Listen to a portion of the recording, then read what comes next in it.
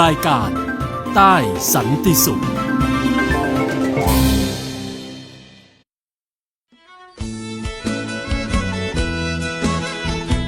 องดีจังหวัดชายแดนใต้ในความคิดของคุณผู้คนใจดีทะเลสวยฟ้าใสอาหารปักใต้รสอร่อยผลไม้ขึ้นชื่อลองกองทุเรียนมังคุดเงาะความสวยงามของสถาปัตยกรรมทั้งวัดไทยโบสถ์คริสต์มัสยิดอิสลามศาลเจ้าจีนและยังมีสิ่งดีๆอีกมากมายที่ถ่ายทอดผ่านผู้คนสถานที่อาหารและความงดงามแบบพหุวัฒนธรรม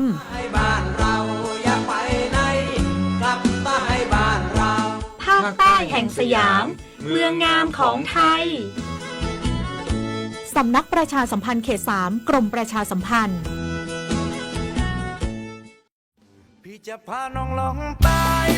สังคมพหุวัฒนธรรมต่างศาสนาแต่ใจเดียวกันชมทะเลสวยฟ้าใสที่ภาคใต้ชิมปลากุเลาตากใบขึ้นชื่อ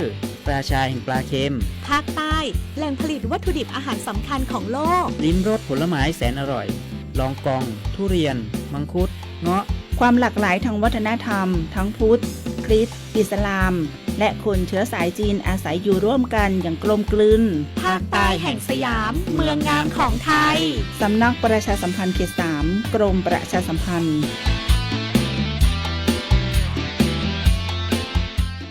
สวัสดีค่ะท่านผู้ฟังค่ะต้อนรับท่านผู้ฟังเข้าสู่ช่วงเวลาของรายการใต้สันติสุขค่ะตามโครงการสร้างความเข้าใจประชาชนทั้งในและนอกจังหวัดชายแดนภาคใต้ประจำปีงบประมาณ 2567 ทางสถานีวิทยุกระจายเสียงแห่งประเทศไทยจังหวัดเชียงใหม่อาหารทางภาคใต้นั้นมีรสชาติที่โดดเด่นนะคะแล้วก็มีเอกลักษณ์น่าลิ้มลองวันนี้ค่ะเราจะพาท่านผู้ฟังไปรู้จักกับอาหารทางภาคใต้ซึ่งเป็นอาหารท้องถิ่นนะคะติดตามได้ในช่วงเวลาของรายการใต้สันติสุขในวันนี้ค่ะสังคมพหุวัฒนธรรมต่างศาสนาแต่ใจเดียวกันชมทะเลสวยฟ้าใสที่ภาคใต้ชิมปลากุเลาตากใบขึ้นชื่อราชาแห่งปลาเค็มภาคใต้แหล่งผลิตวัตถุดิบอาหารสำคัญของโลกลิ้มรสผลไม้แสนอร่อยลองกองทุเรียนมังคุดเงาะความหลากหลายทางวัฒนธรรมทั้งพุทธคริสต์อิสลามและคนเชื้อสายจีนอาศัยอยู่ร่วมกันอย่างกลมกลืนภาคใต้แห่งสยามเมืองงามของไทยสำนักประชาสัมพันธ์เขต 3 กรมประชาสัมพันธ์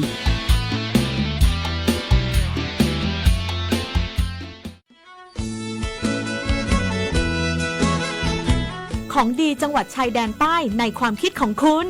ผู้คนใจดีทะเลสวยฟ้าใสอาหารปักใต้รสอร่อยผลไม้ขึ้นชื่อลองกองทุเรียนมังคุดเงาะความสวยงามของสถาปัตยกรรมทั้งวัดไทยโบสถ์คริสต์มัสยิดอิสลามศาลเจ้าจีนและยังมีสิ่งดีๆอีกมากมายที่ถ่ายทอดผ่านผู้คนสถานที่อาหารและความงดงามแบบพหุวัฒนธรรม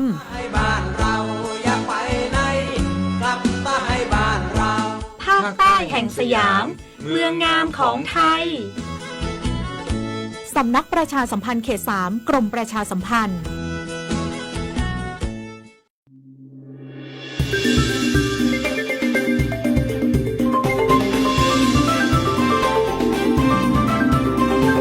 รายการใต้สันติสุข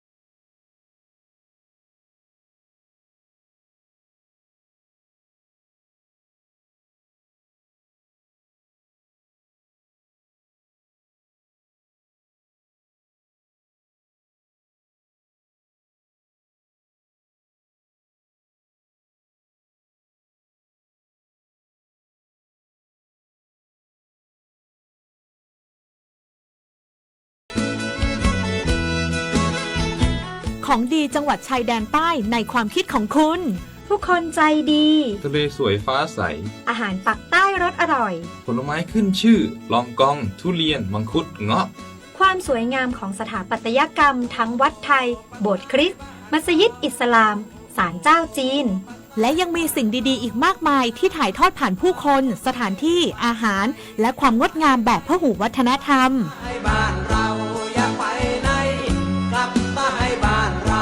ภาคใต้แห่งสยาม เมืองงามของไทย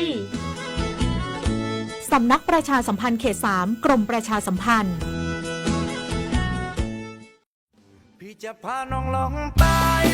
สังคมพหุวัฒนธรรม ต่างศาสนาแต่ใจเดียวกัน ชมทะเลสวยฟ้าใสที่ภาคใต้ ชิมปลากุเลาตากใบขึ้นชื่อ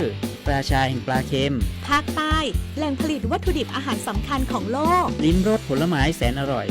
ลองกอง ทุเรียน มังคุด เงาะ ความหลากหลายทางวัฒนธรรม ทั้งพุทธ คริสต์อิสลาม และคนเชื้อสายจีนอาศัยอยู่ร่วมกันอย่างกลมกลืน ภาคใต้แห่งสยาม เมืองงามของไทย สำนักประชาสัมพันธ์เขต 3 กรมประชาสัมพันธ์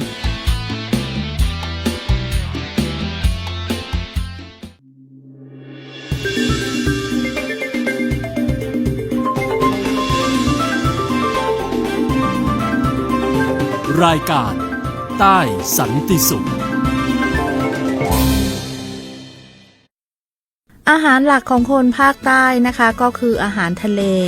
และกลิ่นคาวโดยธรรมชาติของปลาและก็อาหารทะเลนี่แหละค่ะทำให้อาหารทางภาคใต้ต้องใช้เครื่องเทศโดยเฉพาะอย่างเช่นขมิ้นเป็นสิ่งที่ขาดไม่ได้นะคะเพราะว่าช่วยในการดับกลิ่นคาวได้ดีอาหารทางภาคใต้จึงมักจะมีสีออกเหลืองไม่ว่าจะเป็นแกงส้มนะคะแกงไตปลาปลาทอดขมิ้น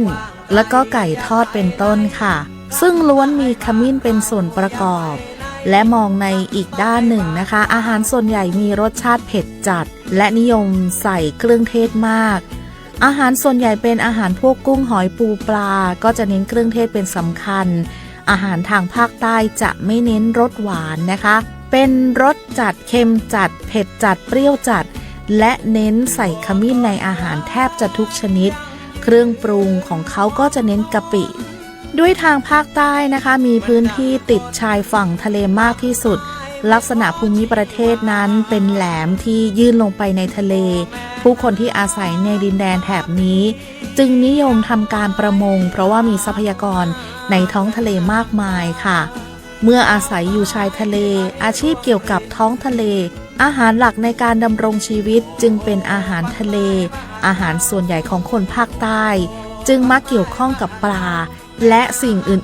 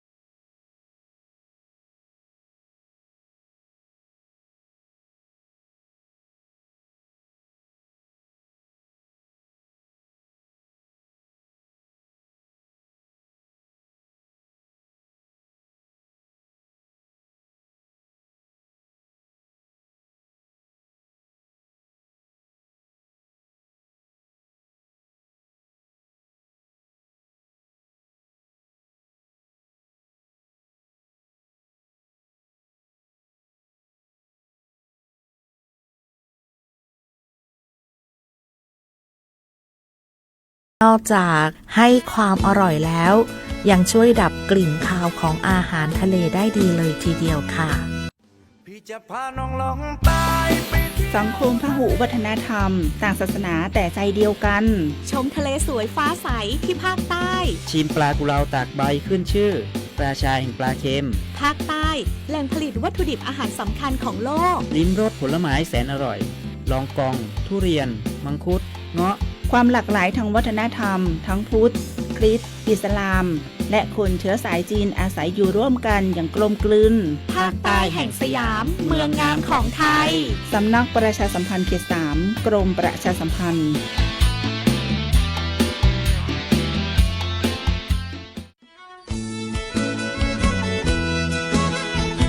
ของดีจังหวัดชายแดนใต้ในความคิดของคุณ ผู้คนใจดี ทะเลสวยฟ้าใส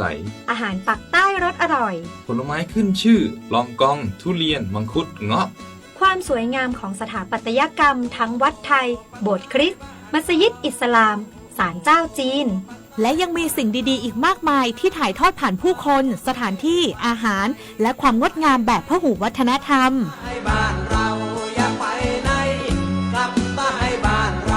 ภาคใต้แห่งสยาม เมืองงามของไทย สำนักประชาสัมพันธ์เขต 3 กรมประชาสัมพันธ์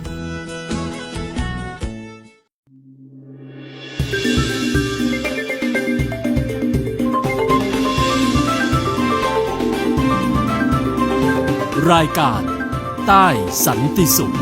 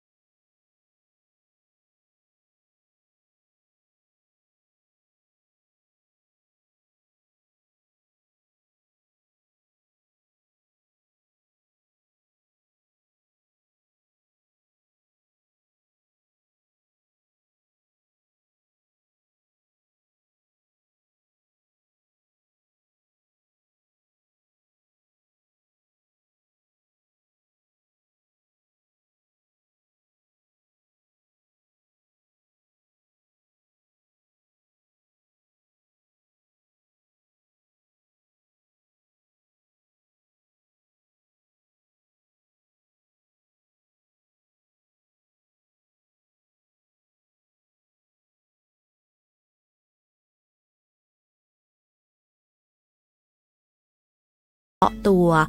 รสชาติเด่นของแกงไตปลาก็คือความเผ็ดและก็ความเค็มผสมกันอร่อยมากเลยทีเดียวเราไปต่อกันที่ขนมจีนน้ำยาปูกันเลยนะคะเมนูนี้ใครก็พลาดไม่ได้ค่ะเป็นเมนูยอดฮิตนะคะที่ร้านอาหารต่างๆนำมาเป็นเมนูชูโรงก็คือขนมจีนน้ำยาปูค่ะด้วยความเข้มข้นของพริกแกงที่นำมาผัดให้หอมนะคะเติมกะทิลงไปปรุงรสให้มีความจัดจ้านใส่เนื้อปูตามชอบเป็นเมนูโปรดของใครหลายๆคนเลยก็ว่าได้นะคะด้วยความเข้มข้นของน้ำยาปูที่เคลือบกับเส้นขนมจีนบอกเลยค่ะว่าได้ทานแล้วรู้สึกว่าฟินสุดๆไปเลยค่ะสำหรับหมูผัดกะปิใครเคยลองกันบ้างคะเป็นเมนูอาหารใต้ที่อาจจะหาทานไม่ได้ง่ายมากนักนะคะถือเป็นเมนูท้องถิ่นที่มีกลิ่นแล้วก็รสชาติเฉพาะตัวมากๆหมูผัดกะปินั้นเป็นการนำเอาหมูมาผัดกับกะปิให้หอมค่ะปรุงรสชาติ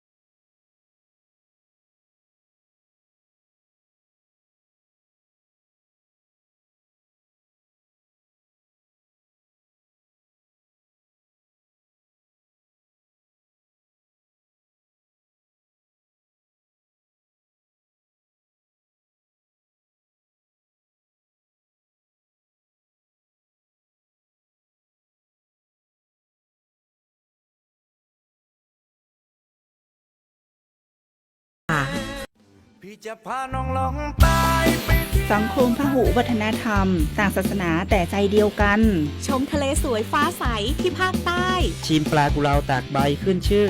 ราชาแห่งปลาเค็ม ภาคใต้แหล่งผลิตวัตถุดิบอาหารสำคัญของโลก ลิ้มรสผลไม้แสนอร่อย ลองกอง ทุเรียน มังคุด เงาะ ความหลากหลายทางวัฒนธรรม ทั้งพุทธ คริสต์อิสลาม และคนเชื้อสายจีนอาศัยอยู่ร่วมกันอย่างกลมกลืน ภาคใต้แห่งสยาม เมืองงามของไทย สำนักประชาสัมพันธ์เขต 3 กรมประชาสัมพันธ์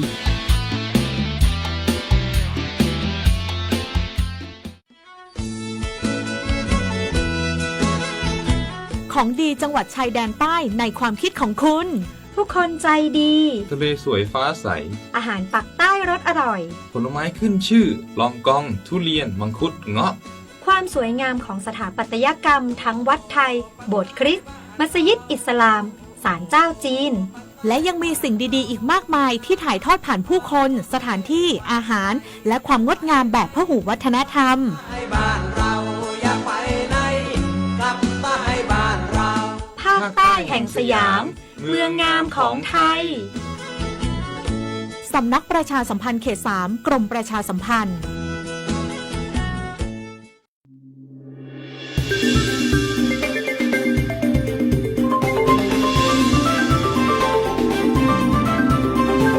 รายการใต้สันติสุข